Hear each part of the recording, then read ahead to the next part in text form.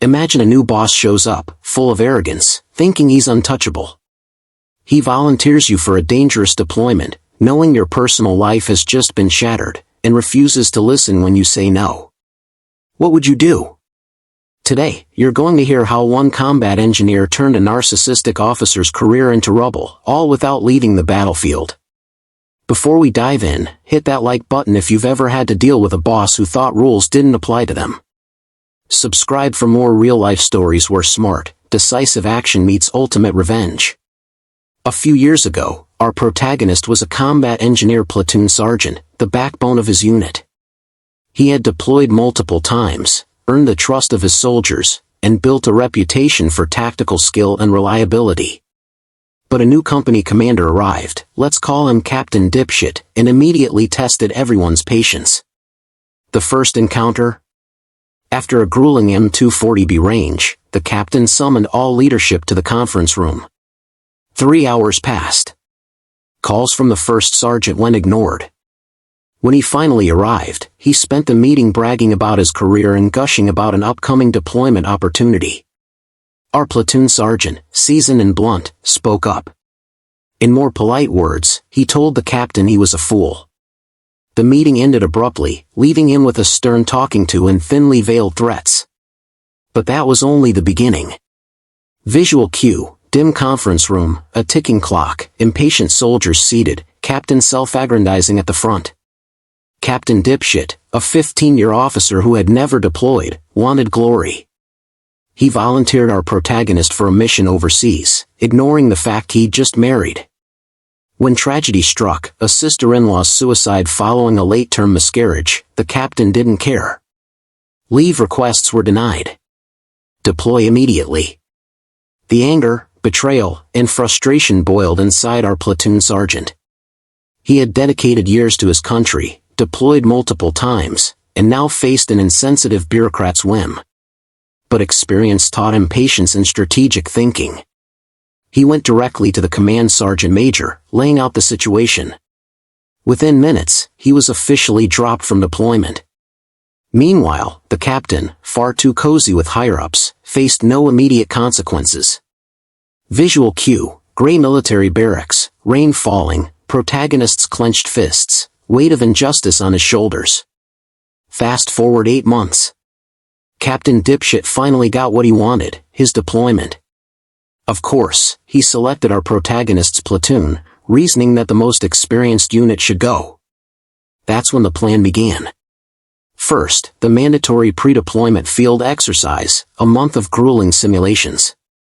Here, leaders are graded on decision-making, tactics, and problem-solving. The platoon sergeant, however, had a different agenda. He gathered his squad leaders and instructed them, follow every order literally, no matter how stupid. No advice, no corrections. It was a psychological experiment, a slow-building storm of chaos designed to expose the captain's incompetence. Visual cue, dusty California desert, tents set up, soldiers performing exercises, tension in the air, sun blazing. But literal compliance wasn't enough. The psychological torment began. The captain had strict routines, lights out at 2100. Our sergeant ensured his tent was over a beehive, sprinkling juice on the uniform to provoke the bees. Gear disappeared, rifles rendered inoperable. Sleep was minimal, nerves shredded. Each night, the captain faced a new surprise, crawling insects, missing equipment, disoriented and frustrated. And the beauty? The platoon followed orders precisely, doing exactly as instructed. Nothing extra, nothing helpful, nothing to salvage the mission. His failure became inevitable. The sergeant knew exactly when to escalate. A new brigade required a meeting with higher-ups. He discreetly warned the commanding colonel, someone he trusted from previous deployments, about the captain's erratic behavior, poor leadership, and potential risk to the soldiers' lives. The message was clear, continue on this path, and someone will die. Visual cue, tense meeting in a command tent, maps spread across tables, colonel's raised eyebrow, sergeant speaking quietly but firmly. With evidence and witnesses, the captain's career unraveled quickly. He was relieved of command and reassigned to an office, a career killer for a man whose arrogance had blinded him. Imagine it, the oppressive desert heat, the constant hum of insects, the mental strain of knowing every move was observed, recorded, and ready to be used against him. Sleep deprivation, confusion, and mounting frustration broke him down psychologically before the higher-ups intervened. For the platoon sergeant, it was satisfaction mingled with responsibility. He didn't want revenge for personal glory, he wanted to protect his soldiers and prevent disaster. Every clever tactic, every slight sabotage, was measured, calculated, and ethical. Visual cue, captain tossing and turning in his tent, bees buzzing, gear missing, soldiers watching quietly, tension palpable. Ultimately, the captain's career ended not through violence, not through confrontation, but through strategy, vigilance, and pure psychological pressure. He learned, too late, that arrogance, incompetence, and disregard for others carry consequences.